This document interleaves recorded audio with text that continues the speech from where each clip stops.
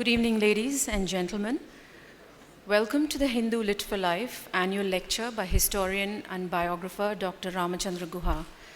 I invite Dr. Nirmala Lakshman, Director Kasturi and Sons Limited and Festival Director of the Hindu Lit for Life, to welcome the audience and to introduce the distinguished speaker of the evening.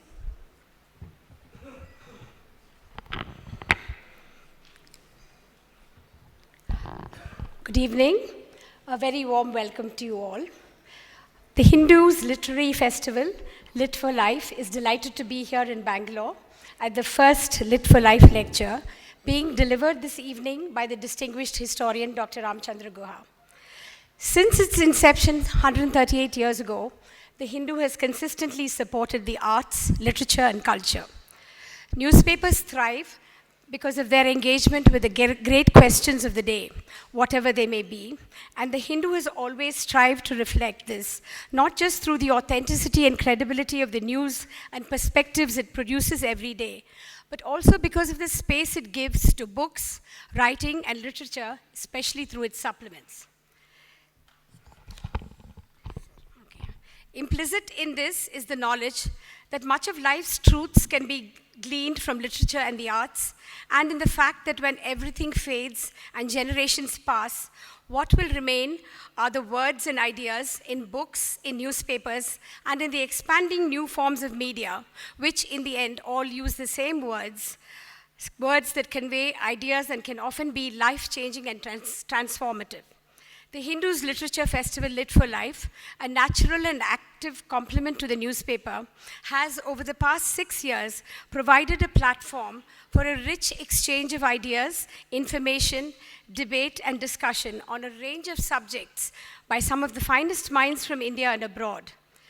The 3-day festival in Chennai attracts a large audience, and it is heartening to note that these numbers are growing every year, reflecting the fact that people are always hungry for ideas and continue to be interested in books and reading. Indeed, the whole idea of festivals like ours is to get people to read more and reflect more.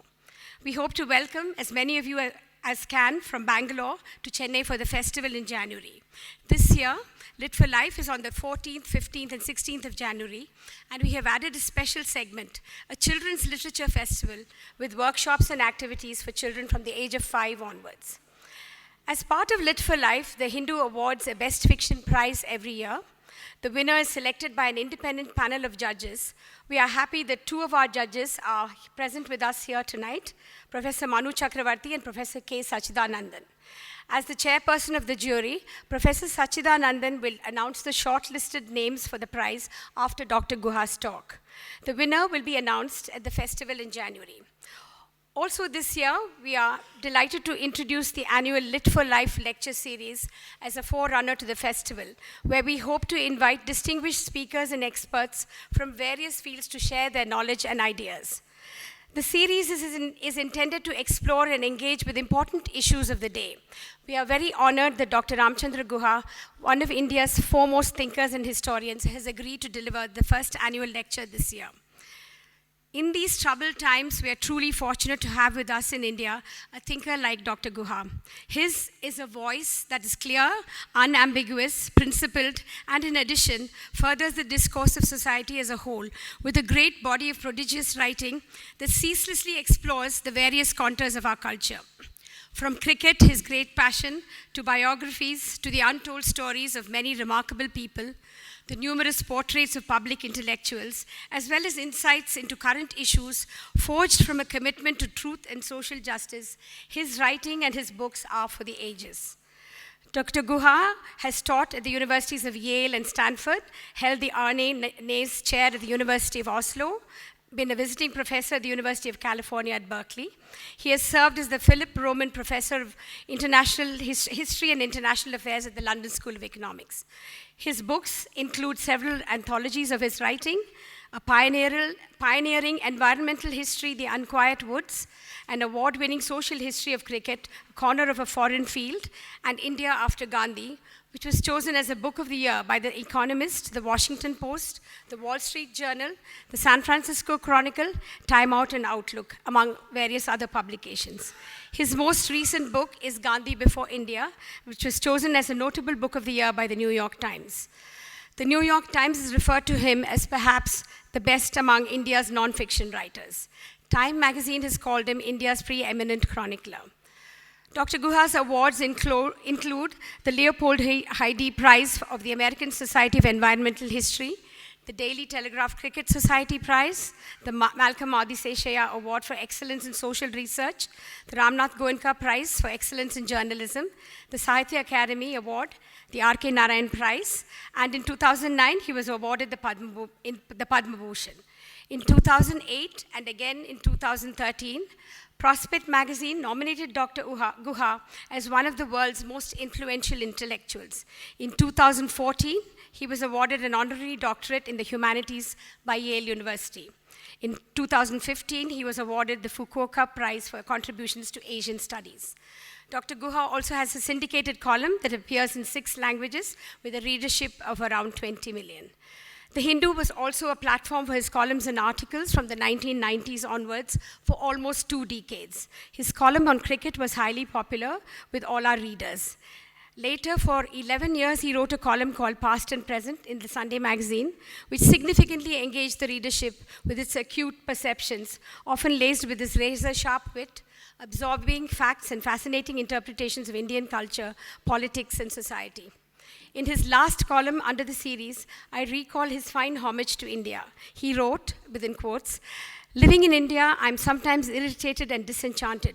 However, since this is, within quotes, still a democracy, within brackets, a democracy, I cannot be silenced, and I am never bored."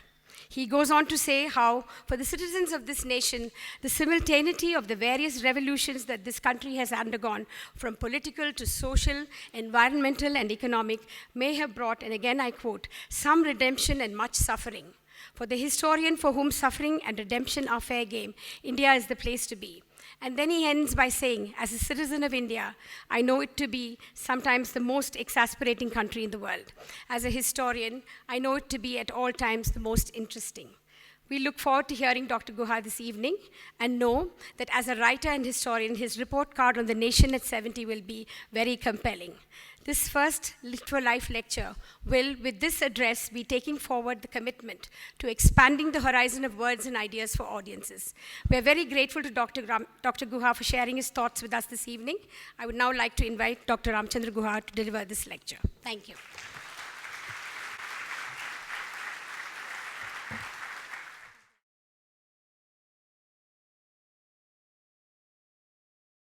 Dr. Lakshman, thank you all for coming here. I suppose I belong to the demographic that should have been reading the Hindu from birth, or at least when I started reading my first words. And I would have, except that although I'm a Tamil from Karnataka, a 4th generation from Tamil from Bengaluru, I grew up in Dehradun. So the Hindu first came to me, since at that time, in the early and mid-60s, the Hindu did not have its now very successful and excellent Delhi edition. It came to me through Sport and Pastime and the Hindu's annual on cricket, Indian cricket. I read the Hindu on vacations to my family in Bangalore and learned from it, enjoyed it. But the Hindu did give me much later, as Dr. Lakshman explained, a platform to air my views. And I'm deeply grateful to Dr. Lakshman for those years in which I could try out my ideas in the Hindu. And it's also fair to say that she has a lot to answer for. Because before I started writing with the Hindu, at first through long occasional essays, usually memorializing the dead, I've acquired the reputation of being someone who usually writes about a person after they're gone. But that's the case. I've memorialized some remarkable residents of this city in the Hindu, people I miss and I think of when I'm speaking here today. I think of the English teacher T.J. Vaidyanathan, the journalist P.K. Srinivasan, the Kannada writer and scholar who died tragically young, D.R. Nagaraj. Three are among the people whom I profiled in the Hindu, and I wish they were here today, especially Nagaraj, who had so much to contribute and who was really my age. And later on, that became a column. And when I say Dr. Lakshman has a lot to answer for, it's because of the fact that it's through writing for the Hindu that from being a scholar who wrote largely for an academic audience, I acquired the confidence and the temerity to write for a wider audience, which is a mixed blessing for me, because the more public one becomes, sometimes the less intellectual one remains. And it's also very much a mixed blessing for my readers. And those who troll me on Twitter should really be trolling Dr. Lakshman instead. Because without her encouragement, misguided as it may have been, I would not be saying the things I say so regularly and so stupidly. It's really, I'm very touched that you've asked me to give this lecture on India at 70, a historian's report card. And I'm going to begin inevitably with Mohandas K. Gandhi, because I've spent my whole life thinking about Gandhi, and I'll spend the rest of my life thinking about Gandhi too. Long before India became independent, in the 1970s, when a popular social movement was gathering ground to deliver this country from alien British rule, a movement under the leadership of Gandhi, Gandhi defined what he meant by Swaraj. And he used the image of a sturdy bed with 4 sturdy bedposts. He said, my image of Swaraj is one which rests on 4 pillars. And these pillars were non-violence, Hindu-Muslim harmony, abolition of untouchability, and Swadeshi or self-reliance. Those were the 4 pillars on which Gandhi expected India's independence to rest on. Non-violence, Hindu-Muslim harmony, abolition of untouchability, and Swadeshi or self-reliance. And I'm going to interpret or gloss Gandhi's 4 pillars as follows. The first pillar, that of non-violence, I'm going to call political democracy. Because non-violence in a political system means settling your disagreements through argument and debate. And in this case, through multi-party democracy, where you argue out your ideas before an election, during an election, in between elections, not through the force of arms. Gandhi's great adversary, Winston Churchill, once said, parliamentary democracy is the worst form of governance known to humans, except for all the others. And in a sense, Gandhi's idea of nonviolence, which permeated the Indian consciousness through his ceaseless advocacy of that principle, through the 20s and the 30s and the 40s, gave birth to the Indian Constitution. Gandhi may not have approved the Indian Constitution. He was not a member of the Constituent Assembly debates. But one of those ideas behind it was settling disputes in a civil and non-violent form, which in the modern era meant multi-party democracy based on universal adult franchise.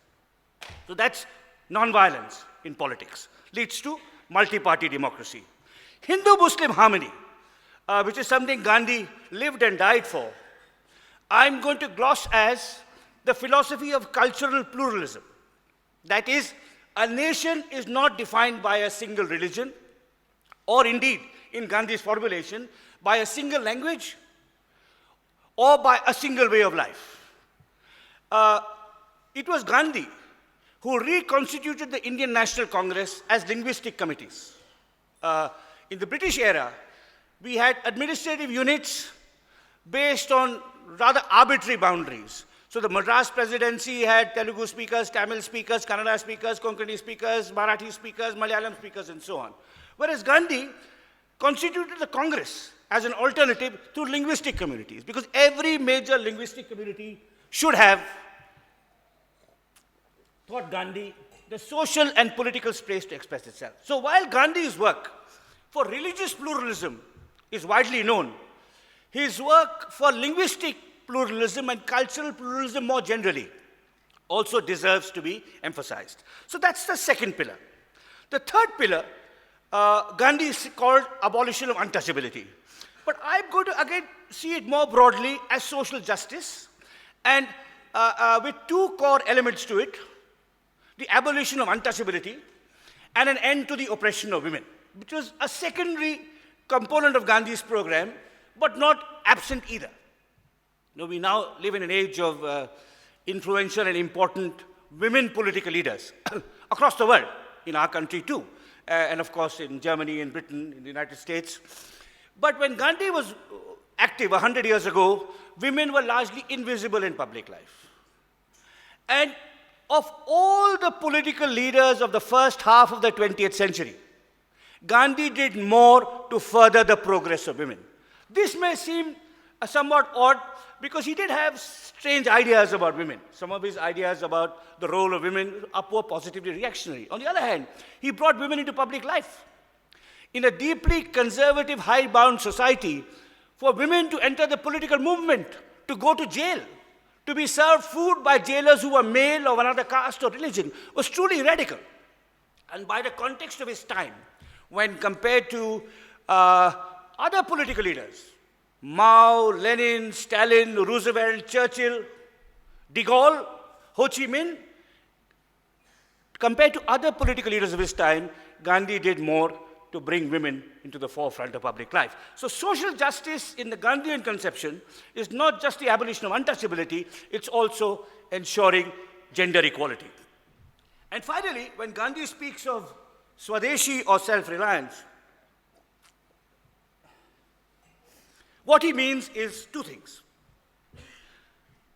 economic betterment through the removal of mass poverty, and of course, the removal also of dependence on foreign nations. India was colonized by a multinational corporation, which later, transformed itself into the British Empire, in which the economic interests of foreign companies were always given precedence over the economic interests of Indian companies. And the ending of mass poverty, giving every Indian citizen a dignified life, security of livelihood, safe housing, education, was also part of the Gandhian element. So freedom in Gandhi's conception had four components: political, that is democracy; social, that is pluralism; the social, that is justice; cultural, that is pluralism; and economic, which is removal of mass poverty. These were the ideas that in different ways animated the Indian constitution. It may have taken different directions from the one Gandhi anticipated. Jawaharlal Nehru may have thought mass industrialization under the auspices of the state is a better way to eliminate poverty than will itself renewal. But the idea is essentially a Gandhian one. Now, how far has India met these ideas? What is our report card, or this particular historian's report card, when we look at our country 70 years after independence? And like Gandhi, while answering this question, I'm going to break down the idea of freedom into four parts: political freedom, social freedom, cultural freedom, and economic freedom. And I'm going to give you a report card in each of these four spheres. So, let me begin with political freedom.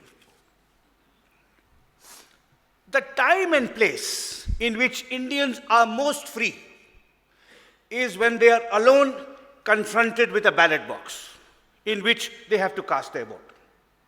Whether this is a panchayat election, a municipal election, the taluka election, a Vidhan Sabha election, or a Lok Sabha election, this is the time the Indians are most free. There is one exception, which is the Rajya Sabha election, which for various reasons the individuals are not most free, but we can go into that in the Q&A. But otherwise, this is when Indians are most free. Before we go into a voting booth, my wife and I have an argument. And I don't know who the hell she's voted for. And almost certainly it's not the person I voted for. Now, this was not the case actually in 1952. In 1952, when we had our first elections, the women voted as their husbands told them to vote. The Dalits in the village voted as the upper caste landlords in the village told them to vote. Through the 60s and 70s, there was widespread rigging of elections. I mean, I'm old enough to remember how these elections were rigged. In fact, in March 1977, when I was 19 and the age of voting was 21, and this was the first election after the emergency, I was woken up by a college classmate and said, Ram, come and vote. I said, I'm too young, I'm not registered. He said, doesn't matter, there's a Benami ballot, I know how to get you to vote. And the person who asked me to vote, I said no, not because I was too honest, but because I was too scared probably. But that gentleman has since served 2 terms in the Rajya Sabha, but that's another story. Now, but that's not true anymore. That's not true anymore. I cannot go and vote as Girish Karnad. No, impossible. Because we have meticulously mapped citizens to their real identity, and there is some amount of error and rigging, but it's utterly marginal. It cannot determine an election. So that's the time Indians are most free. And the holding of regular, free and fair elections is perhaps, in my view, the single greatest achievement of independent India, is that. Now, it's remarkable because it is so counterintuitive. India is the first large, poor, largely illiterate country to embrace universal adult franchise. All across the world, the franchise came in stages, and it's only in countries that had become relatively prosperous and educated that the franchise was given to everyone.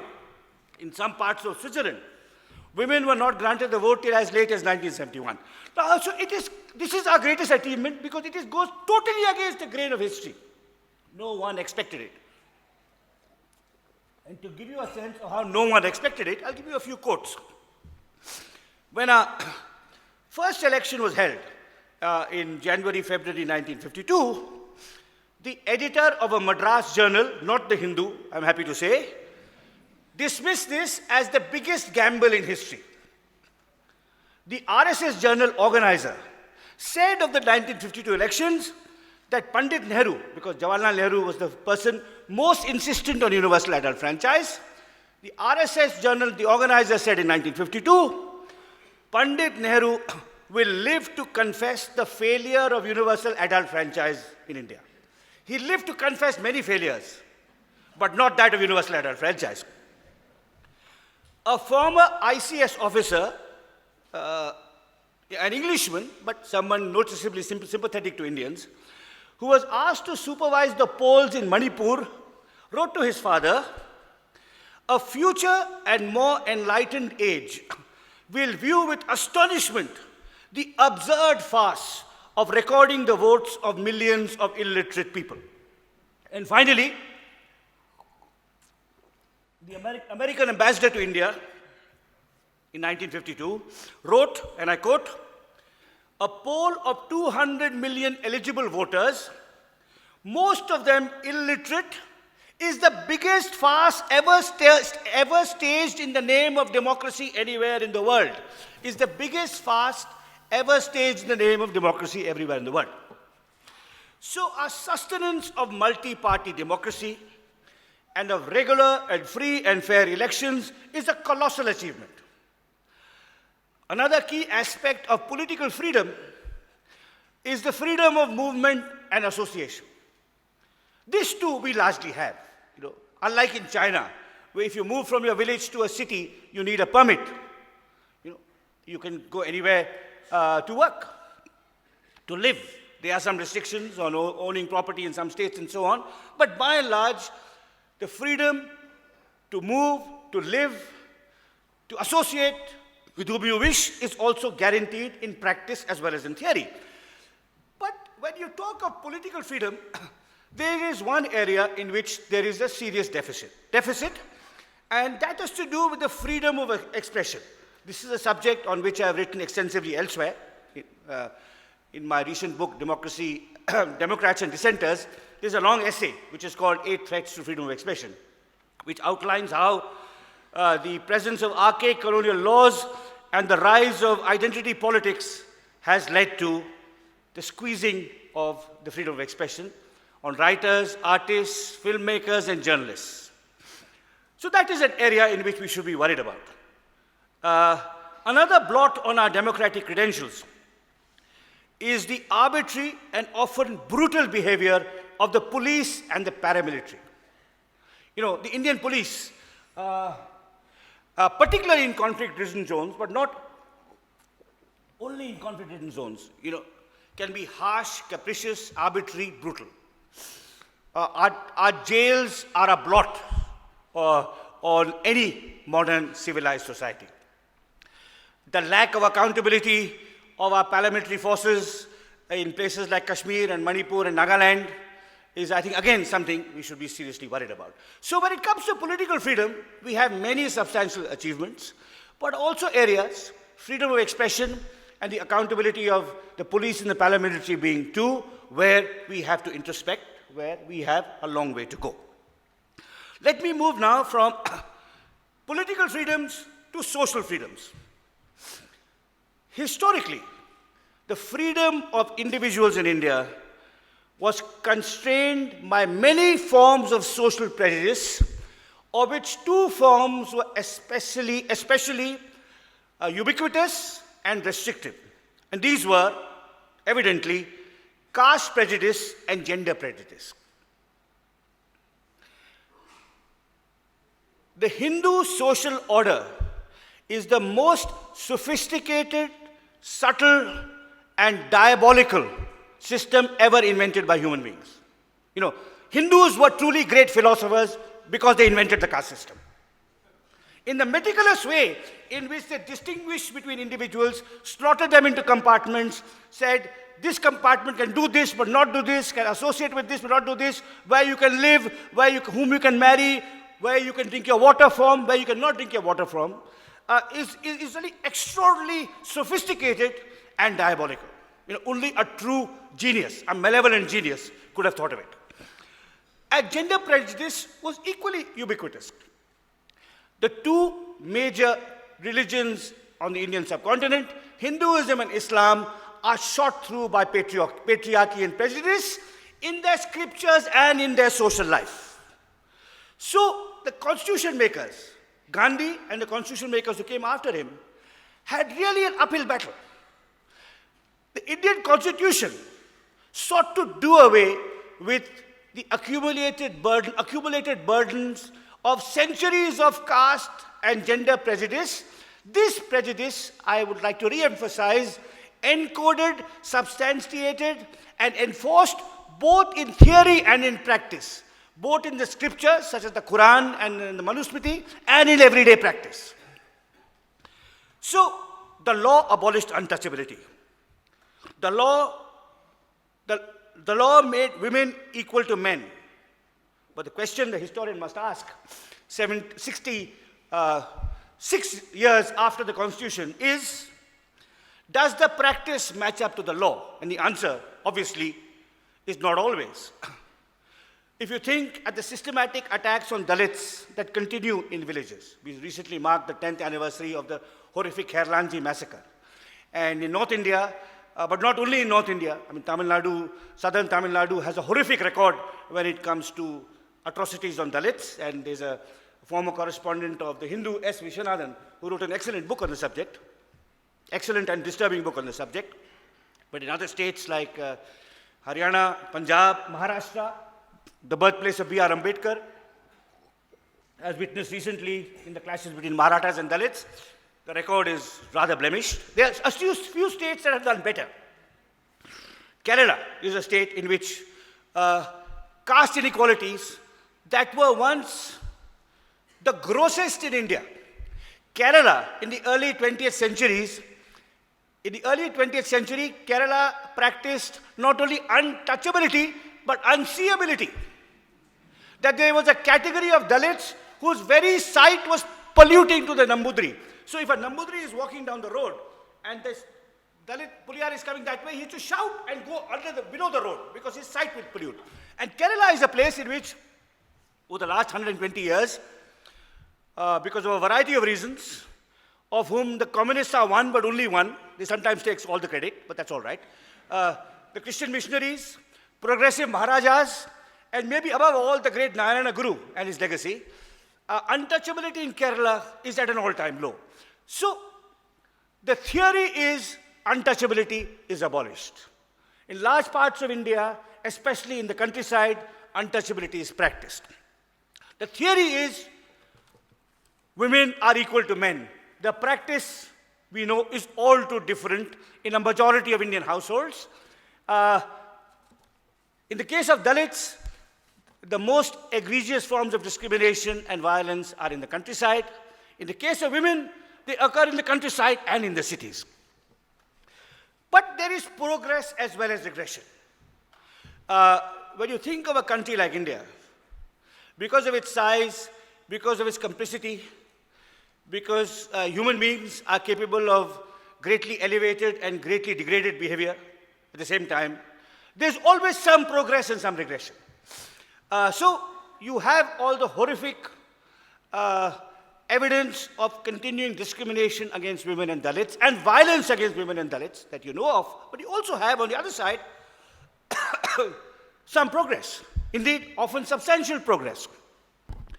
What are the features of the India of my life, which is short, a little less than 70, but what are the features, distinctive features, and unfortunately not often remarked features of social life in the India of the last 70 years is the loosening of the link between caste and occupation.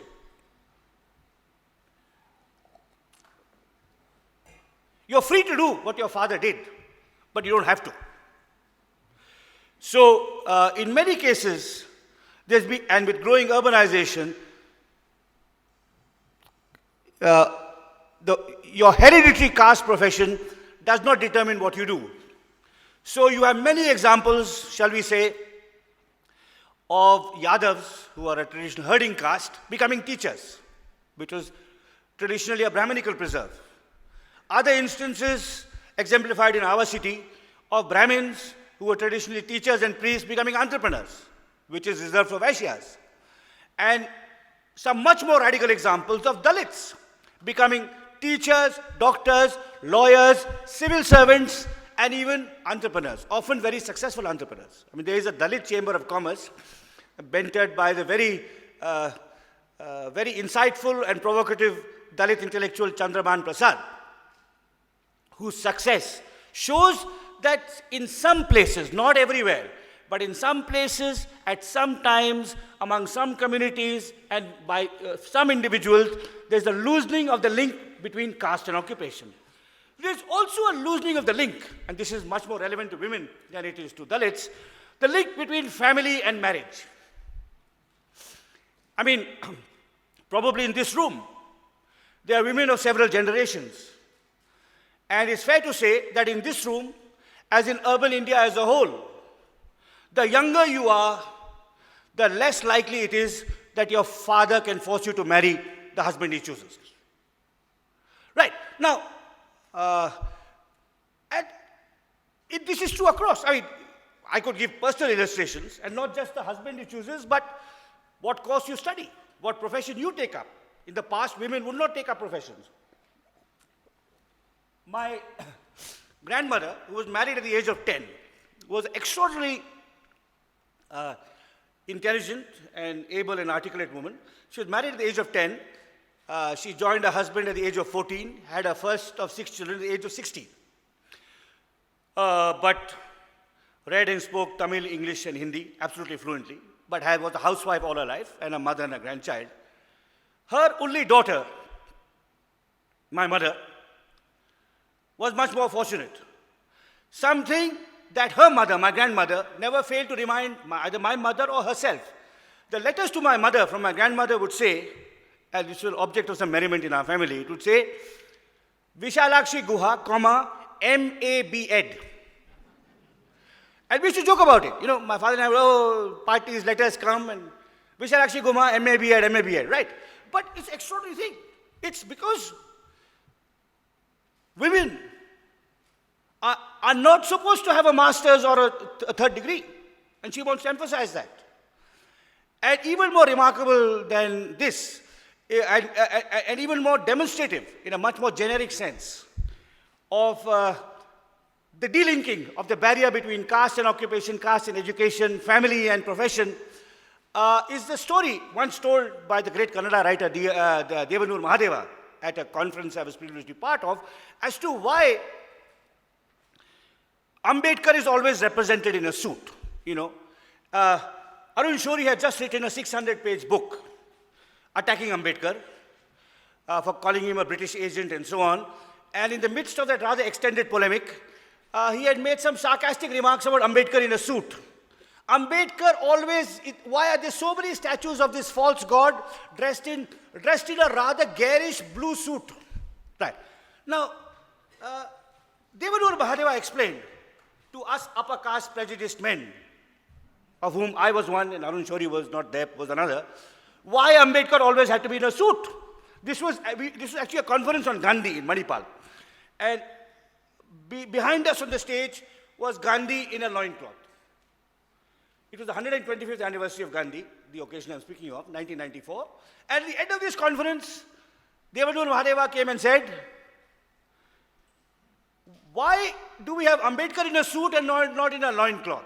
And he explained it as follows. He said, if Ambedkar is wearing a loincloth, you will say, आखिर वो तो हरिजन है और क्या पहनेगा? He is a Dalit, what else will he wear?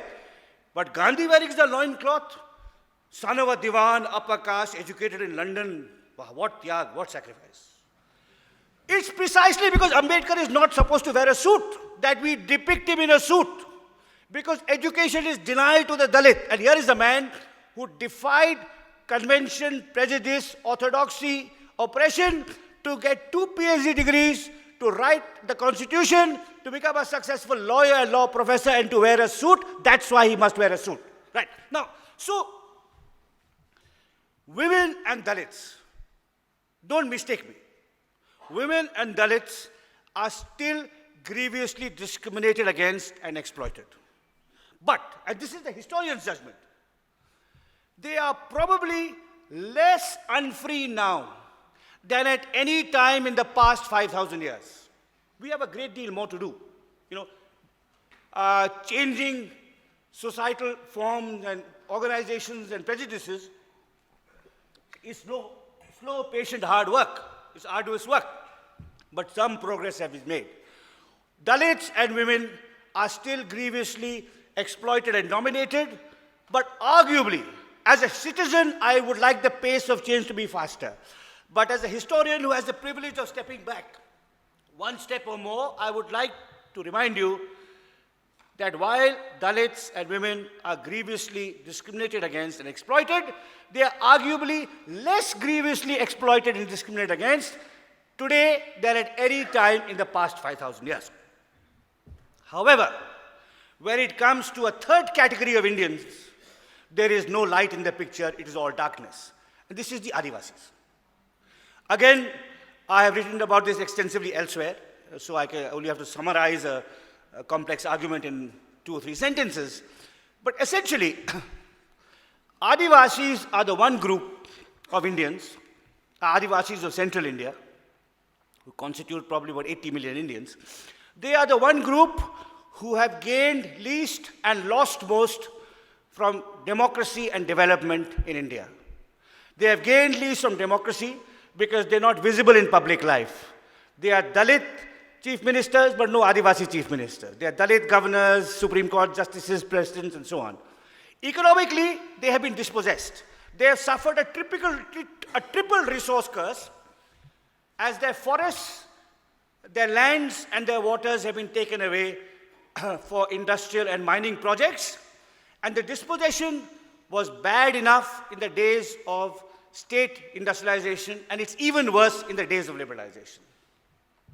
So, when it comes to social freedoms, we've made modest incremental progress, not substantial, but modest incremental progress in emancipating women and Dalits, but arguably the Adivasis are even worse off today than they were 70 years ago. So, from political freedom to social freedom, and thirdly, to cultural freedom. As I explained in my introductory remarks, two core components of cultural freedom are the freedom to speak and learn in a language of your choice and the freedom to worship the God or gods of your choice or no God at all. So there are many aspects to cultural freedom, but for simplicity, I will focus on two: linguistic freedom or linguistic pluralism and religious pluralism. Our record in the first is excellent. And the sustenance of linguistic pluralism is second only to the sustenance of electoral democracy as independent India's greatest achievement. If you look at the fate of our neighboring countries, Pakistan was created on the basis of religion, but divided on the basis of language, because from Jinnah onwards, West Pakistan insisted to the Bengalis of the East that they speak Urdu. Likewise in Sri Lanka, where there was a bloody civil war, not fully resolved on the question of language, because the dominant Sinhalas imposed their language on the Tamils of the north. If we had imposed Hindi on the whole of India, what would have happened? At the height of the Sri Lankan Civil War, 1956, a visionary Sri Lankan parliamentarian called Colvin D'Souza begged the Prime Minister, Bandaranaike, don't impose Sinhala on the Tamils. And he said, two languages, one country. One language, two countries. Two bleeding countries. In the case of India, it would have been one language, 22 different countries. And fortunately, the same year, 56, in which Sinhala was imposed on the Tamils, India created linguistic states. The creation of Karnataka goes back to 1956. And the sustenance of linguistic pluralism is, as I said, second only to the sustenance of multi-party democracy, independent India's greatest achievement. But while our record on the question of language may be very good, our record on the question of religious pluralism is much more mixed. Muslims are freer to practice their faith in India than, for example, Muslims in China. But they suffer disproportionately in times of communal rioting. This is a fact, an objective fact, a depressing fact that particularly today, in the climate of today, needs to be emphasized. And I speak here as a historian, not as an ideologue. There are 29 states of the Indian Union. In one state, Kashmir, Hindus have suffered disproportionately at times of communal conflict. The forced expulsion of the Pandits remains a blot on Kashmiri democracy. But outside of Kashmir, in every other state, Muslims have suffered disproportionately in times of communal rioting. From the first major communal riots in 1963-64 till today, and there are hundreds of studies, maybe thousands, of serious studies by civil liberties organizations and scholars documenting this. It is an abysmal record when it comes to protecting minorities in times of rioting. In every major riot outside Kashmir, whether it's caused by Muslims or by Hindus, the Muslims suffer disproportionately in terms of loss of lives, burning of homes, attacks on women. This is an objective fact. So, we have let down, among other people, Mahatma Gandhi. In 1947, we became independent, August 1947. In October 1947, Gandhi made an extraordinary speech to the All India Congress Committee, where he said, India is not for Hindus alone. If India is to mean anything, it is that Muslims and Christians and Parsis and Sikhs must have equal rights as Indians. In the same month, October 1947, Jawaharlal Nehru wrote to the chief ministers of provinces, and where he said, whatever Pakistan does to its minorities, we must give our minorities equal rights and treat them in a dignified way. We have let them down, we have let down our constitution. Today, there was an excellent op-ed in the Deccan Herald, I think I'm occasionally allowed to mention other newspapers in a talk sponsored by the Hindu, by a person I don't know, an excellent editorial about the boycotting of Muslims in mixed housing colonies in Mumbai. All right. Now, this is for all of you to reflect on. These are objective facts. And outside of Kashmir, I repeat, Kashmir is the singular exception. Everywhere else, Muslims, occasionally Sikhs, as in Delhi in 1984, sometimes Christians, as in Kandahar in 2008, where again in a Hindu-Christian riot, it was the Christians who suffered. Our record is much more mixed. We are not as bad as Pakistan, but that should not give us much pleasure. We should judge ourselves by far higher standards.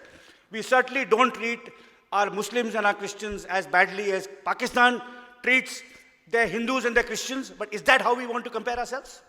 Or would we rather compare ourselves vis-a-vis the Constitution? So I've spoken of economics, of society, of culture, and I come lastly to the subject I know least about, economics. I have 2 degrees in economics. The last public lecture I gave was at the University of East Anglia 2 weeks ago, where my CV was summarized by the person who introduced me. And he said, you know, Dr. Guha studied economics, and he did not like economics. And when it came to my turn to speak, I said, as a historian, I should set the record straight. It was not that economics did not like, that I did not like economics. Economics did not like me. So I am a failed economist, a second-class economist. So take what I say here with some hesitations and reservations. But still, for what it's worth, I come to the economic sphere and our record in the last 70 years when it comes to economic development, economic freedom, to Gandhi's desire to eliminate mass poverty. How have we done? Now, I think it's fair to say that a large part of the energies of the Indian political class since independence have gone towards claiming that they will remove mass poverty. If you look at the election manifestos, the campaign speeches, the proclamations when in power of all our prime ministers and chief ministers, regardless of party, one of their central claims has been, we are for economic development, for economic growth, for removal of poverty, for all-round betterment, for employment, and so on and so forth. For the first 30 years of independence, economic activity was dominated by the state. As we had what Rajaji famously called the license permit quota Raj. The license permit quota Raj began to be dismantled in 1991, 25 years ago, and many of you have been reading about the anniversary of economic liberalization. And economic liberalization did some very good things. It led to a surge of entrepreneurial energies. Some of the entrepreneurs who are children of economic liberalization, who benefited from economic liberalization and benefited society in turn, are in this room. Bangalore was a showpiece to the IT sector. It led to the rise of new business communities. There's a wonderful book by Harish Damodaran called India's New Capitalists, which shows how through economic liberalization, farming communities became successful capitalists. You know, the Gaudas of Karnataka, the Iravas of Kerala, the Marathas of Maharashtra, the Gaundas of Tamil Nadu. So it led to an expansion of the entrepreneurial class, a culture of daring and risk-taking, rather than really massaging political egos and bribing bureaucrats to get licenses. And it, of course, led to economic growth, impressive rates of economic growth, an end to our chronic foreign exchange crisis, and also a substantial decline in mass poverty. The Indian growth story is largely bright, but it has 2 dark spots. And I'd like to say a little bit about these dark spots. And I'll say more about the second than the first, because I know more about the second than the first. The first dark spot is what has been called jobless growth. That India has grown very fast, but compared to other economies, other so-called emerging economies, like China or Vietnam or even Bangladesh. We haven't generated the kind of employment that we should, given our growth rates. So we had, what people celebrated as a demographic dividend might become a demographic disaster. And this phenomenon of jobless growth is manifest in, among other things, in the manifold forms of violence that young men undertake. Young men in India between the ages of 18 and 30 are arguably more violent than at any period since independence. And I'm talking about the young men who joined the Bajrang Dal, who joined Simi, who joined the Maoists, who joined Raj Thackeray, who vandalize buses when there's a Kaveri crisis, who sometimes immolate themselves, who attack women. Now, this is a suppressed violence that is in part at least. I think you need deeper sociological analysis of this. But there's a massive amount of violence in the last 20 years, at the same time as you had economic liberalization and greater opportunities, but also greater expectations, and expectations that are often unmet. And the fact that they are unmet are visible to young men. You know, in this city, there is a divide between the north and the west and the south and the east. And often, as in you need a provocation. The death of the great actor Rajkumar was one, where you had violence in the north, in the west, in depressed areas, where you have young men who don't have the jobs that the software engineers in the south and the east have. So jobless growth is a dark spot. This is recognized by the intellectuals, by the economists, by the industrialists, and even by the political class. And the Prime Minister's Make in India is a response really to this phenomenon of jobless growth. But the second dark spot in our story is scarcely recognized, in fact, is sometimes actively suppressed. This is that the Republic of India is an environmental basket case. And I'm not talking climate change here. I don't care if India reneges on all its international obligations on climate change, because the Americans got there before us. And the Chinese will get there before us and after us. They renege more and faster than us. So I don't care. But I care about what we are doing. Our government, our industries, our legal organizations, our institutions are doing to our forests, our water, our air, our mineral resources, our biodiversity, our wildlife, all of which is impacting our lives at an everyday level.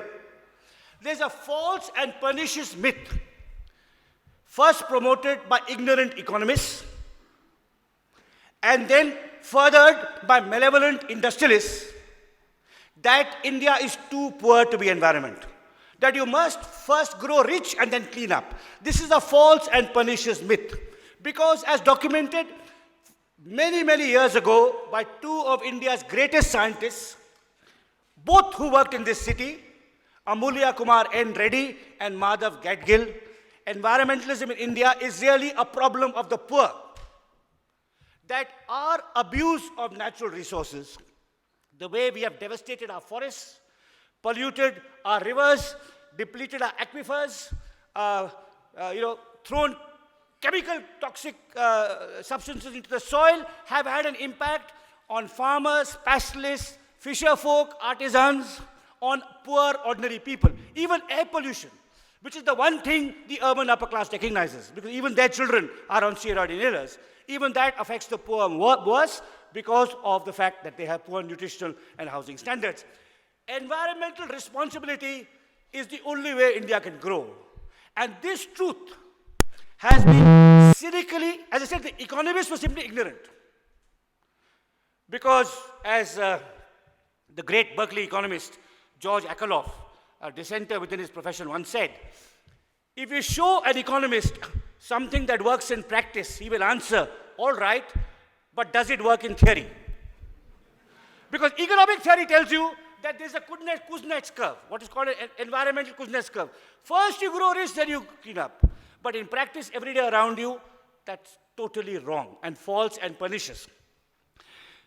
I started by quoting Gandhi, and I think I should give you at least one more Gandhi quote before I finish, though I have some time to finish. And that's to do with the environment. in 1928, Gandhi said, God forbid that India industrialize after the manner of the West. Let it be. God forbid that India industrialize after the manner of the West. And then he continued, the economic imperialism of a tiny island kingdom, namely England, is today, namely 1928, keeping the world in chains. And then he said, continued, if a country of 300 million, which is what India was then, took to similar economic exploitation, it would strip the world bare like locusts. Now the key line, or the key phrase in this Gandhi quote, it's a little known Gandhi quote, the key line is, God forbid that India take to industrialization after the manner of the West. Take to industrialization, take to development, find ways of removing mass poverty, but not after the manner of the West, because the economic growth of the West depended on imperialism, on the control of colonies. And if India, or you add China, took to similar economic exploitation, not recognizing the resource constraints of their own societies and the much larger population densities of their own countries, they would strip the world bare like locusts. And this knowledge has been known to us for the last 35 years, to our scientific communities. It's been there, but it has been systematically scorned by the economists and deliberately suppressed by the political class. And I think this is a major, major challenge facing us. Economists have woken up belatedly, or some of them, fortunately, unfortunately not the most. John Maynard Keynes once said, every political leader is hostage to the defunct ideas of a long-dead economist. All right. Now, there are some outstanding environmental economists in this country, but I don't think our political leaders listen to them.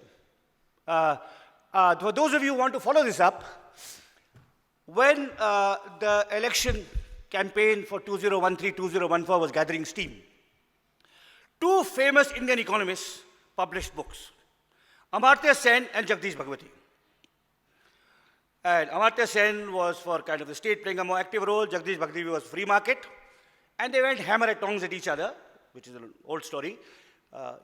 It's Lodha versus the BCCI, sort of.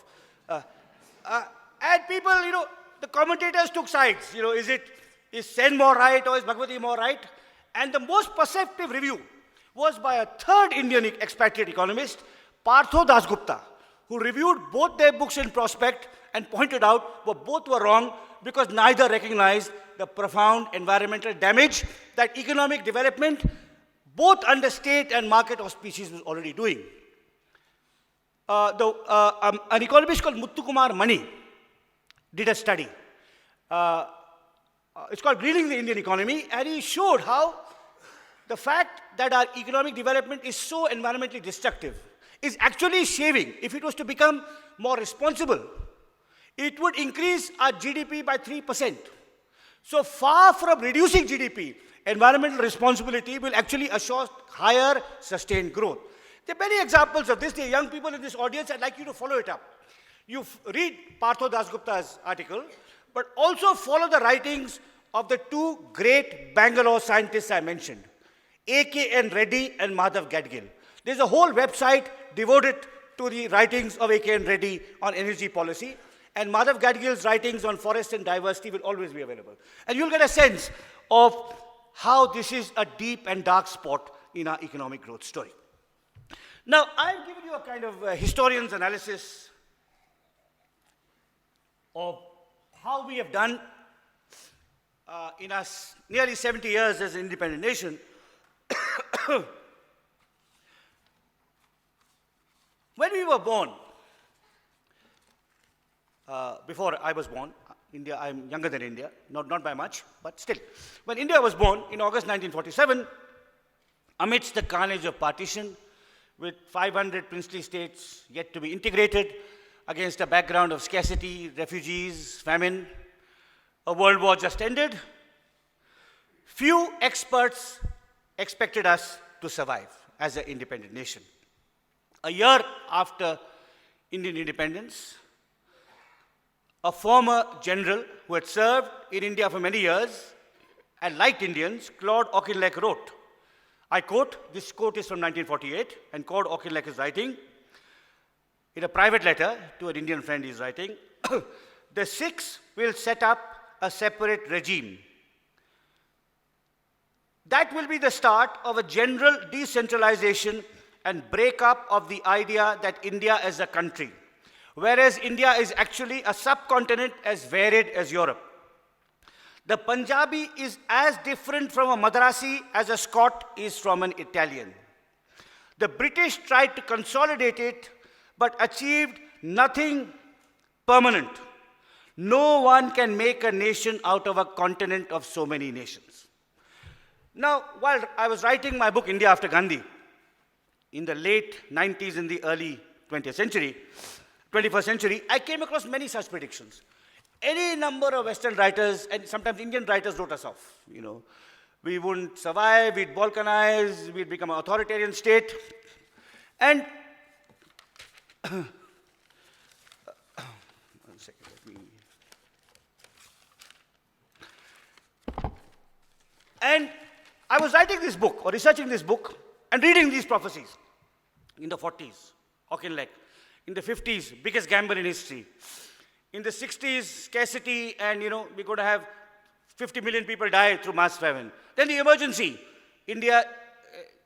Democratic India is gone. Then the demolition of the Babri Masjid. India is going to become a Hindu theocratic state. So I was reading these things, and then they stopped coming, and India was growing, and we were becoming confident. And I was reading something in the archives, which is, India is sinking. That's what the archives were telling me. And the newspapers were telling me India is shining. And I was being told that India is going to become a superpower. They were convinced, some of my closest friends. And people I really admire were convinced. And I would say, yes. It's a biological truism that diversity leads to growth. And China will collapse, India will surge ahead. And the only thing is, what do we do when we become the great power? We must not be like Europe. We must be a benign imperial power. After all, we have to remember Gandhiji and Nehru, right? Now, I was reading this in the archives. India is sinking. And my friends around me are telling me, India is shining. But these were friends living in Electronic City, right? They hadn't gone to North Bangalore, not gone to rural Bangalore, let alone Jharkhand or Chhattisgarh, where I had been. So I said, kuch dal mein kala hai. India is not shining because I've traveled enough around India to see India is not shining. But India is not sinking because I'm here and voting and talking and debating. Either, right? So, that we survive still is a miracle. And that we are a democracy, even more so. We have falsified the pundits who said we'll break up, but we have still much more work ahead of us. India is, as a nation state, India has largely succeeded. When I was writing India After Gandhi, confused by these mixed signals from my friends and from past commentators, I said somewhat cautiously in between, I said that as a multilingual, multi-religious political unit, I said that as a multilingual, multi-religious political unit, the Republic of India anticipated the European Union by 40 years. Now I think I can say that we'll outlive the European Union by at least 40 years as well. So, as a nation state, we are largely a success. We have problems in Kashmir, in Manipur, in some of the Naxalite areas. But historically, every nation state has had these serious problems. In fact, we've done much better. America, 90 years after its founding, had a bloody civil war in which 1 million people died. The Soviet Union, which, like America and ours, was a multicultural, multi-religious political unit, collapsed in 70 years. So I would say, as a nation state, India is 80% successful, but as a democracy, perhaps only 50%. My worry is that we are becoming what I have termed an elections-only democracy. We are not so much an electoral democracy as an elections-only democracy. You win an election and you think you're immune from criticism for the next 5 years. That was true of the UPA. That was true of the NDA. That was true of Jayalalitha, that is true of Siddaramaiah. And it's true or truer or truest of Mamta and XYZ, right? Now, but democracy is about continuous reflection, interrogation. Not just in parliament, not just in the media, but in reflection, in activism, in scholarship, in civil society work. Look at the suppression of civil society that's going on now. We are becoming an election-only democracy. This is reflected our failures in between elections. Our elections are free and fair. That's the time we are freest. But in between elections, the deficiencies of our democracy are manifest in the widespread corruption and criminality of our political class, the deterioration of our public institutions, as witnessed particularly in our shocking failures in providing education and quality education and health to our citizens, the collapse of the criminal justice system. 70 years after independence, we Indians are more free, perhaps much more free, than when the British left our shores. But we are less free, perhaps much less free, than what the framers of our Constitution hoped us to be. Our political freedoms, our economic freedoms, our social freedoms, our cultural freedoms are all constrained in small and large ways. Much work lies ahead of us. Thank you.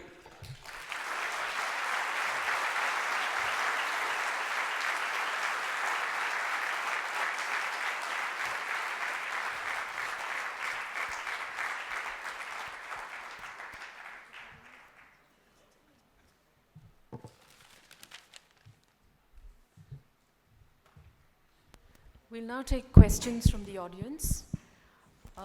We have some volunteers around with mics. Please raise your hands and I will choose from here and Dr. Guha will take the questions.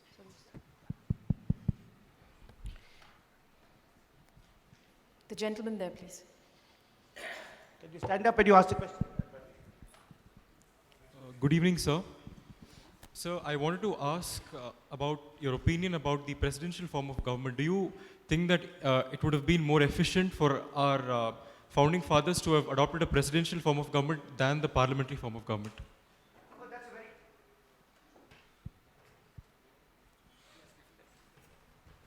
Well, that's a very good question. That's a very good question. And both the presidential and the proportional representation forms were debated. And we adopted what we have. And firstly, it's too late to change, to supplant it. To replace what we have with the presidential system would require a new constituent assembly, which can't happen. However, it's not too late to modify it. There's a visionary suggestion made by a Bengaluru-based group called the Association for Democratic Reforms, which is, by the way, the group that first exposed criminality in our political class. It's an outstanding NGO based in my city, of which I'm greatly proud. And like the best NGOs and the most sustainable and credible NGOs, they don't seek publicity, which is sometimes, to their detriment. Anyway, they have argued that in every constituency, the candidate who gets more than 50% votes, 50% plus one vote, should be declared a winner. If no candidate gets a majority of votes, right now there'll be a four-cornered contest with 33% you'll win. However, if you get 50% or more, you're elected. If you don't, there's a runoff between first place and second place candidates. And with electronic voting, you can do the runoff in 2 or 3 days. Now, if you're appealing to more than 50%, you'll be talking Bijli Sadak Pani. You won't be talking Muslims plus Yadavs plus Zatavs plus this equals 33%, and I'm more than the other guy who is Gujars plus Jats plus something, which is 26%, right? Now, this is possible. And when S.Y. Qureshi was election commissioner, he approved of it. It probably does not require a constitutional amendment. So there is some creative thinking going on where you can actually improve the system, but it has to be taken forward.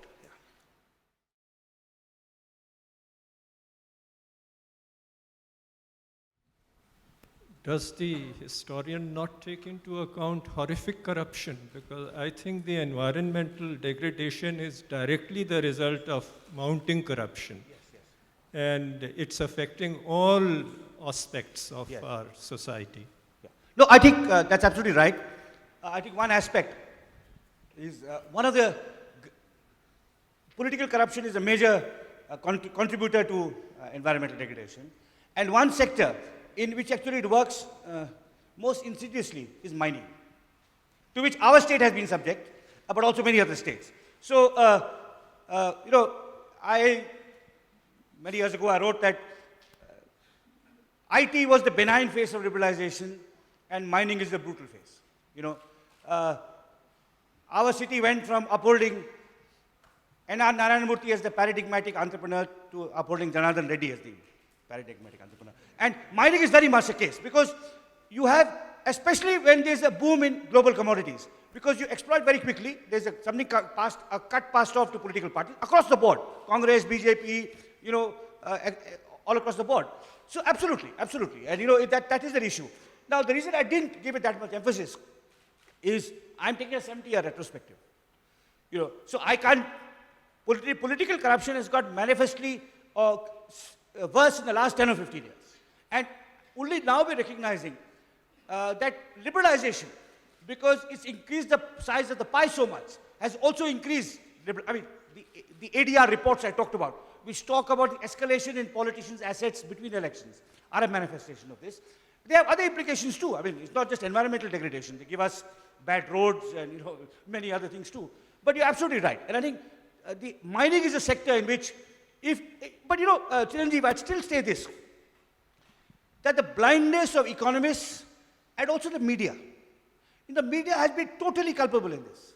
The media has become so much a cheerleader for unbridled economic liberalization that any journalist asking questions about the impact of a certain project on the environment in the local community is disregarded. I mean, that is also part of the problem. You touched upon the armed forces in Manipur. You touched on the armed forces in the northeast.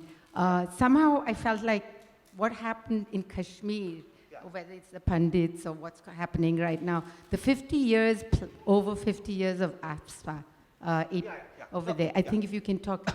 No, I think that's a very important question. It's to do with the protection provided by the Armed Forces Special Powers Act.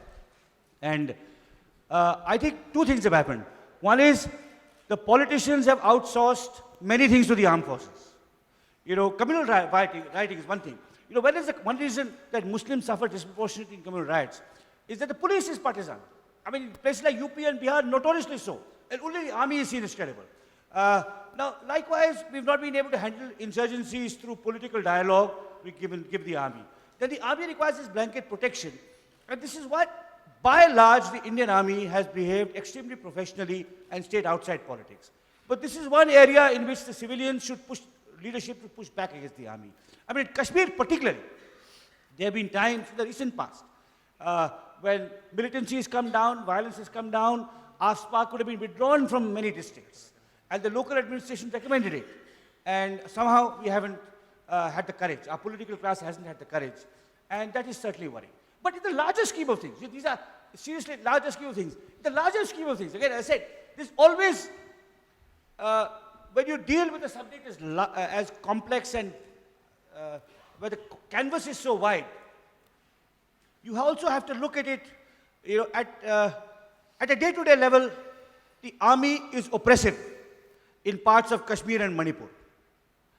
But if you compare the presence of the army in India's political life to the presence of the army in the political life of China, Bangladesh, Pakistan, Myanmar, Sri Lanka, Sudan, Ghana, Nigeria, go on and on, actually we've done quite well. So I think, as a historian, I'm also obliged to say this. Dr. Guha, I have a question. On the balance between the executive and the judiciary. Of late, we are finding that the judiciary is probably treading on the toes of the executive and in other areas where we feel that they probably should stay away. What is your assessment of that? Well, that's again a very large and complex question in which I can't answer fully, partly because I don't have the expertise. But essentially, the autonomy of the executive I mean, there's some distinguished civil servants here who may correct me on this, but my sense is that the autonomy of the executive has been steadily eroded from the 1970s. You know, and I don't want to single out, well, maybe I should. I mean, I don't know how it is operating in the States, but Indira Gandhi, as advised by her principal secretary, P.N. Huxer, promoted the idea of the committed bureaucrat. Also the committed judge, but that faltered, the committed bureaucrat. So the civil servant in a position of influence must be someone who subscribes to my ideology. And that was then taken over by subsequent regimes in the states and the center. As a civil servant, I will prefer will be from my caste or from my village or from my religion, or will be reliable when taking a cut on my behalf. Okay. Now, the autonomy of the executive, there's still some outstanding civil servants. But their autonomy and independence to act according to the constitution, to be protected by their superiors if a politician transgresses across what the executive should do. I mean, today you have a situation that police commissioners' jobs, SP's jobs are decided by MLAs and MPs. That's not how it should be. And it's because of this that the judiciary has then, had to assume more and more powers. So I think there's a complex of reasons why there is an overreach among the judiciary. And I think the decline of autonomy of executive, till the 60s at least, and till the 70s and 80s in most states. See, my generation, now the IAS officers of my generation, a little younger, in the 80s. In the 80s they would say, we want to join Maharashtra or Himachal Pradesh because we can do really good work there. Right. Now, I don't think you will find a single state being mentioned today. So it's become so pervasive, the politicization of the executive, that it has undermined their autonomy, their capability, their functioning, and hence people think at least the judges are honest, right? At least, a politician can't transfer a judge or favor a judge because he's from his caste. These are the kind of things. Did the partition of India take place in haste? Why I'm asking, Indian partition, did it happen in haste? Could not the Britishers, the Indian leaders, the Pakistani leaders, and perhaps even the Chinese, not have properly sealed the boundaries between India and Pakistan, between India and China? Crores, hundreds and thousands of crores all the countries are losing. And probably this is the biggest bugbear. God knows how many more years we have. There's a short answer and a long answer. The short answer is probably the partition of India happened in haste, and the British particularly could have done it in a way in which they could have staggered it and posted the army much more carefully in areas that were prone to communal rioting. Let me finish. You asked your question. One of the things that happened was that when the partition took place, the British thought that they would be the most vulnerable victims. So the army detachments were placed around, for example, tea estates, managers' bungalows. But no one wanted to kill a white man in 1947. Hindus wanted to kill Muslims and vice versa. And Mountbatten had been told that the Punjab is where it would happen, and that's why. So the partition probably happened in haste, could have been done in a more interesting way. But there's another question which you may not have intended. So I don't want to misunderstand you, but it's asked by many other people. And you may, so I don't want to put words in your mouth, but it's a question often asked of me. Was partition a mistake? Would India have been better off united? Right. Now, I don't know whether did you intend to ask it? No. Okay. Then that'll take 10 minutes to answer, so thank you. Thank you, Ram. That was as fascinating as your lectures always are. I've just taken 5 pages of scribbled notes. But I want to ask you to expand on something that is surely an important factor in political democracy and sends ripples through all the other 4 pillars that you mentioned, which is the Panchayati Raj.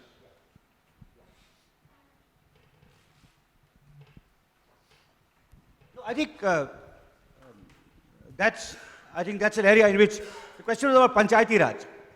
And I suppose the implication is, why is it not more widespread? Or why is it not more effective?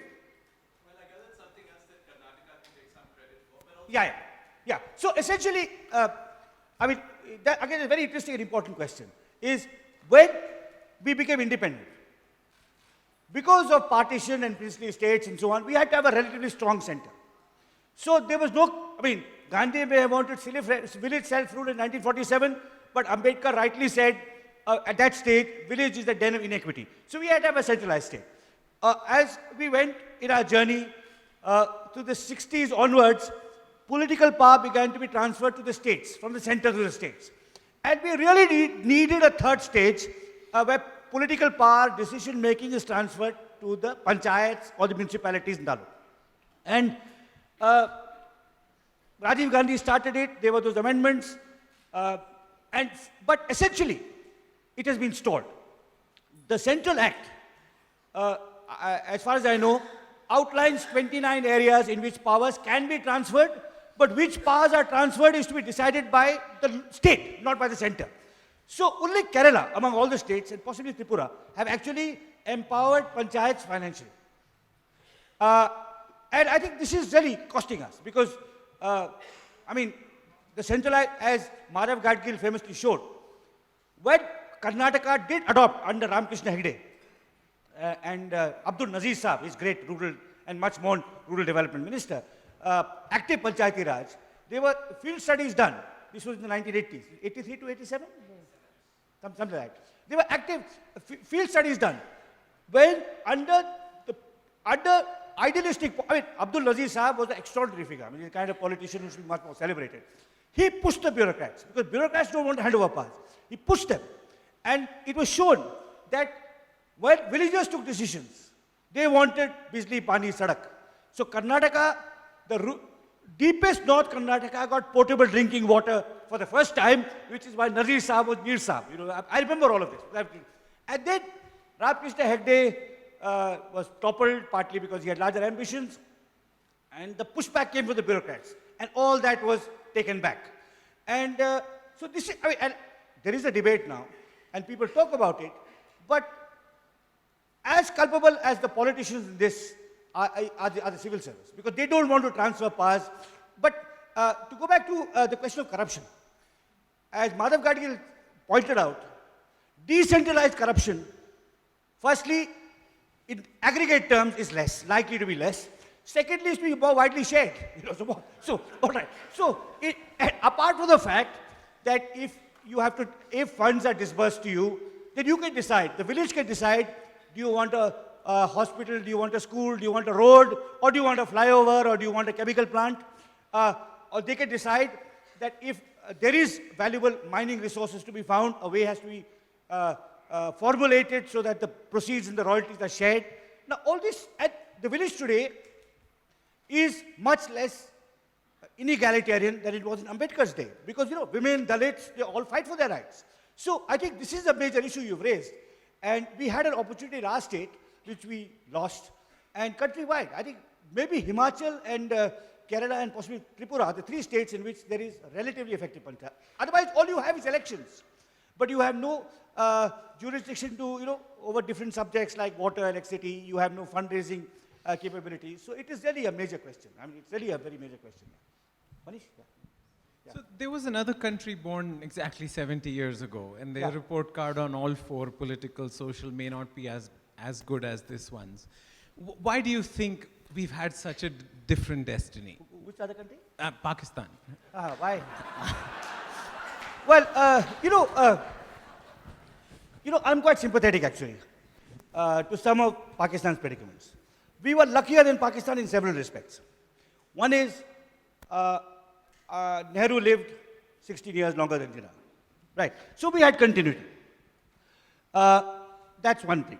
Secondly, because of partition, one of the reasons I'm not nostalgic for partition is, because of partition, they became a frontline state in the Cold War. And had to choose between America and Russia, and chose America. We had to choose neither, and we chose neither. We were sensible. So then the arms came in, and the army became more powerful. They had, again to do with the Cold War, you had the Afghan war, 10, 15 million refugees, with all the jihad and Islamic. So they've had, you know, I do feel some sympathy for the Pakistani predicament, because some of it is the contingencies of history. You know, it's not that they are inferior or worse people than us. You know. But there is I think, They're not different or worse people than us, but Gandhi was different from Jinnah. And he was different from Jinnah in several respects. One is that it was not all about him. Yet, I mean, there was Patel, there was Nehru, there was Bose, there was Kamala Devi Chattopadhyay, there was all kinds of people. And they argued with him and challenged him, right? Jinnah was the sole, that's why Aisha Jalal called him the sole spokesman. Then the second thing was that the Congress was different from the Muslim League. And, I mean, the Congress of, shall we say the Congress that Gandhi inherited in 1916 was not the Congress of 2016. And he took it in a certain deeper direction. The Congress was all India, it was deeper. It had peasants, it had workers. Jinnah wanted support, he could only get it from the landlords. And then the mullahs came later. So there are a lot of complex reasons. But as I said, and also they chose the European model. I often say that Pakistan is the perfect European state because one language, one religion, one enemy. That's the European model of nationalism. Again, so the difference between Gandhi and Jinnah has quite, if you look at individuals, that has quite a lot to do with it. The difference between the Congress as a mass party and the Muslim League as an elite landlord party, and also bad luck. I mean, one of the reasons I'm not nostalgic for a united India is that a united partition could only have been avoided under the Cabinet Mission Plan of 1946, which left the princes semi-autonomous. To cross Hyderabad to come here, I would need a permit, which was the very provinces could secede, and we would have become a frontline state in the Cold War. We were saved all of that. So I think in some ways we'll be luckier than Pakistan also. Last question. So thank you, Dr. Guha, for a wonderful talk. So you said early on that there were statements made that if you give franchise to the people, largely it would be a major farce, right? That was kind of what you said earlier, but later you said that in the report card, India has proved itself to be good in terms of democracy. But at the same time, right now, if you look at it, it's a large percentage of the population is unaware and largely influenced by voters through money or other kinds of lures. And at the same time, when you have a person with good intentions but no money or power finds it very difficult to contest an election. So it seems like while the process of elections is working, but in the end, it is producing, people with more power and, moral corruption are the ones ruling, and the government institution is, as a result, is not able to solve even simple problems, giving basic services like, garbage clearance or water. So this is how the democracy is evolved. And so I wanted to get a sense of what does history teach? Like now there is some change coming with new kinds of parties, like new kinds of individuals, but how do you analyze this in terms of its evolution going forward? I'm sorry, I got only part of your question. I think the audio wasn't very good, you're holding it too close. But I think the point I was trying to make, and I think we are probably agreement in this, is that we are moving towards an elections-only democracy. Absolutely. Even elections are distorted by excessive use of cash and money and promises and subsidies. But it's not the case that you can buy an election. I mean, the Aam Aadmi Party showed that. Okay.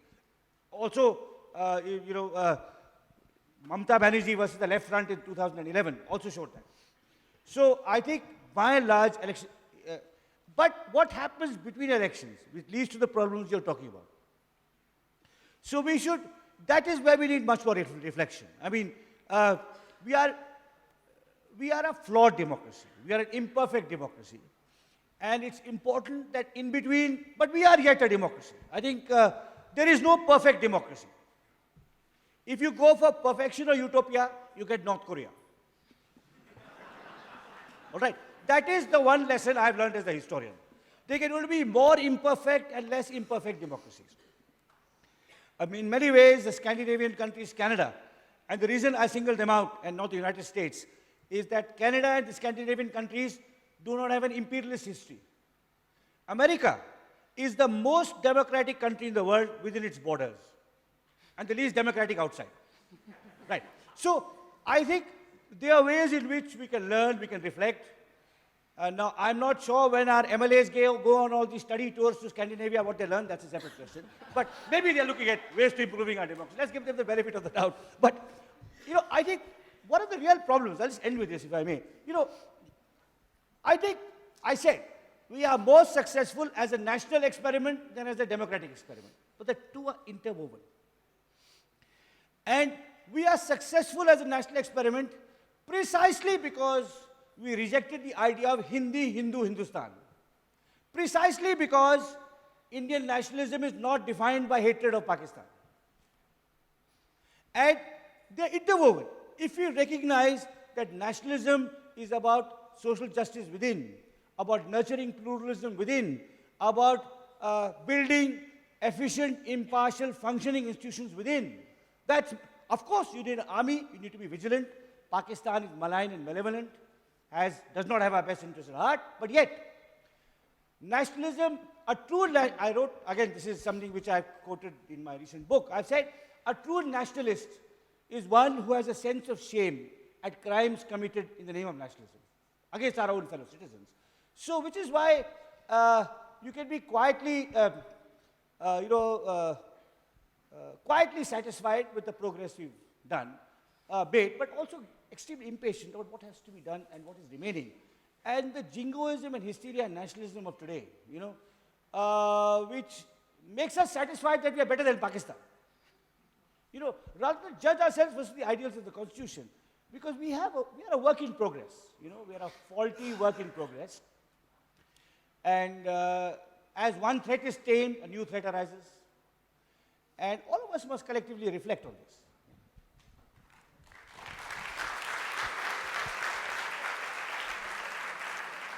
Dr. Guha's latest book, Democrats and Dissenters, is available for sale in the foyer on the same level.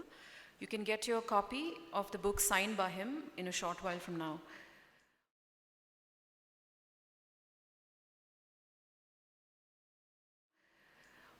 We now move on to the announcement of the shortlist for the Hindu Prize. The Hindu Prize was established in 2010 to recognize the best of Indian writing in English. Past winners have included writers such as Manu Joseph, Jerry Pinto, Rahul Bhattacharya, Eastereen Kire, among others. The award carries a cash component of 5 lakh rupees and a citation. The chairperson of the jury for the Hindu Prize, K. Sachidanandan, is the author of over 50 books and including 20 collections of poetry. He is a fellow of the Kerala Sahitya Academy and has received a knighthood from the government of Italy. I'm pleased to invite K. Sachidanandan to the stage to announce the shortlist for the Hindu Prize 2016. Distinguished guests and dear friends, it's often said that by the 1980s and 90s, Indian fiction in English came of age, especially with the emergence of writers like Salman Rushdie and Vikram Seth and Amitabh Ghosh. Not that we didn't have great writers before that. We had R.K. Narayan, we had Raj Rao, we had Mulk Raj Anand. But these writers of the 80s and the 90s, in fact, overcame the kind of diffidence that we often found in the early writers of Indian fiction. And that's why very often we say that it was in the 80s and 90s that the Indian fiction in English came of age. So it is only proper that a newspaper like The Hindu, which has always found some space for literature in its pages, decided to establish a special prize for English fiction written in India some 6 years ago. And here I'm happy to announce the shortlist for the work shortlisted for the prize, the Hindu Fiction Prize 2016. I'm announcing this on behalf of a 5-member jury, which besides me consists of Pradeep Sebastian, Anamika, Manu Chakravarti, and E.V. Ramakrishnan, of whom Manu Chakravarti is very much present here. In fact, we began with a list of more than 60 novels. course, reading up 60 novels in 3-4 months is not an easy task. In fact, to begin with, we divided these books among us, and then we recommended works to each other, what we felt were worth reading. And many of us reread some of those novels, which we thought were good enough to be on the short list. We made individual short lists to begin with, and then collated these lists which were made in the preferential order, and chose the first 5. And again, I went back to the members for their views, for their feedback, especially to know if they felt very strongly about any book that has been left out of the short list. In fact, there was none. And then this list of 5 came to be finalized. Our norms were, of course, the expected norms, that we were looking for thematic novelty, stylistic excellence. We were looking for the structural innovation that would, in some sense, be a contribution to the genre of novel in general, and also the insights that these works gave into the human condition in general, and of course, the condition of life in India in particular. The general crop this year, according to the jury, was not particularly exciting, and still we had enough works to merit our attention and worthy of being shortlisted. And this is the shortlist. It is not in any preferential order. It's just in the alphabetical order of the titles of the works. Half of What I Say by Anil Menon. I'll read out short notes we have prepared on this. A complex, Half of What I Say by Anil Menon. A complex, intricate narrative that shows how the nation state uses subterfuges to short-circuit its own rule of law in the service of operations aimed at the so-called enemies of the state.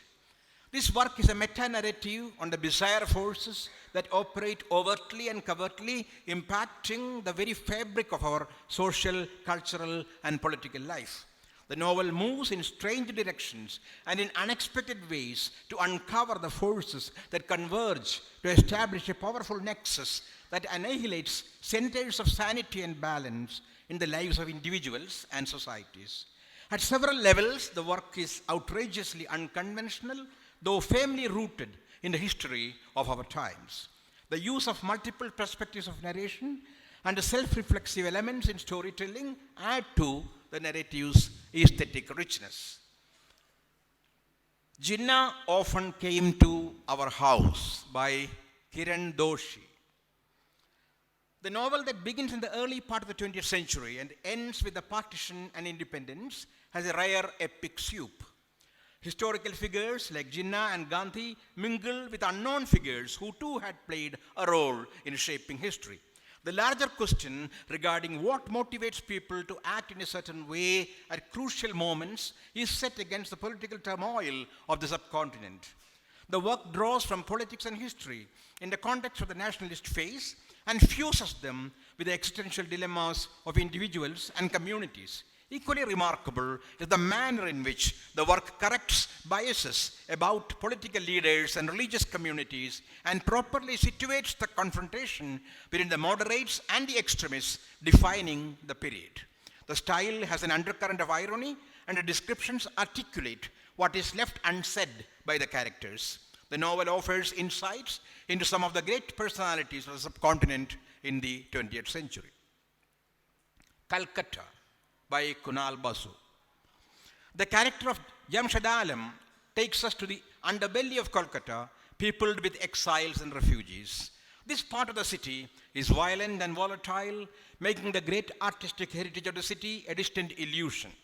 Kunal Basu's portrayal of lives lived on the brink is convincing and insightful. Characters like Miriam, Mandira, and Rani pose questions about contemporary life that are hard to answer. The narrative has a wealth of details about lives marginalized by the city elite. The Adivasi Will Not Dance by Hansda Sauvendra Shekhar. These stories, set in the interior rural hinterland of tribal belt in Jharkhand, bring out the tragic struggle of the Adivasis to eke out a living on the margins of small towns. There is no attempt to idealize the Adivasis. The tales reveal the author's inside knowledge of their customs and rituals. The language is stark and free from sentimentality. Generally, the stories are told with great compassion, yet with remarkable objectivity. The Island of Lost Girls by Manjula Padmanabhan. Manjula's is a dystopian novel about the fate of women in a patriarchal society. She employs the narrative mode of science fiction. Through harrowing episodes and searing scenes, the novel documents something sinister in the making of gender relations in contemporary life and points to our need to reinvent ourselves using a different kind of imagination. I thank the jury and I thank the organizers. Thank you so much.